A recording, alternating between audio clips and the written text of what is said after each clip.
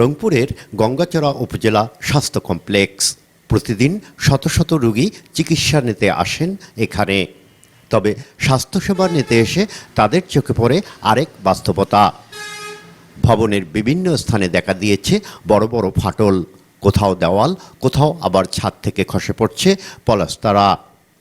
কিছুদিন আগেও সংস্কার হওয়া ভবনটির উপরে ফিটফাট থাকলেও দিন দিন আরও ঝুঁকিপূর্ণ হয়ে উঠছে।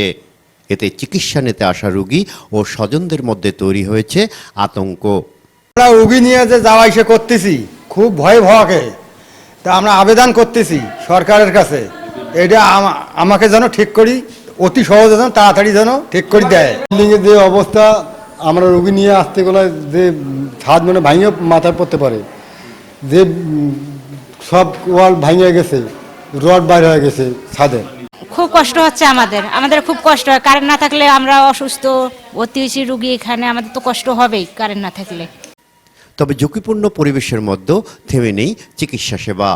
সীমিত সুযোগ সুবিধা নিয়ে রোগীদের সেবা দিচ্ছেন চিকিৎসক ও স্বাস্থ্যকর্মীরা। আমাদের তো এই টাইমে দুটোর পরে আমাদের হচ্ছে এমার্জেন্সিতে ডাক্তার থাকে, এমার্জেন্সি 2টোর সময় ডাক্তার আছে।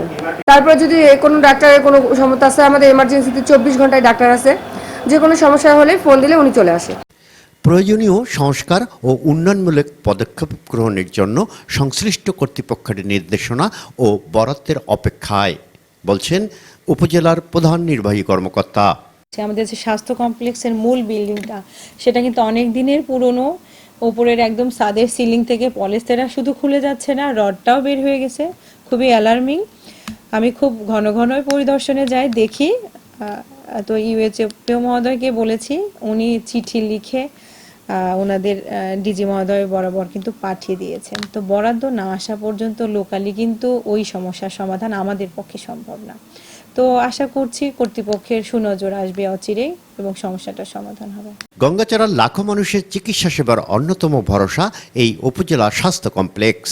তাই দ্রুত ভবনটির সংস্কার অথবা নতুন ভবন নির্মাণের দাবি জানিয়েছেন স্থানীয়রা। তাদের প্রত্যাশা, ঝুঁকিমুক্ত পরিবেশে নিরাপদ স্বাস্থ্যসেবা নিশ্চিত করবে সংশ্লিষ্ট কর্তৃপক্ষ।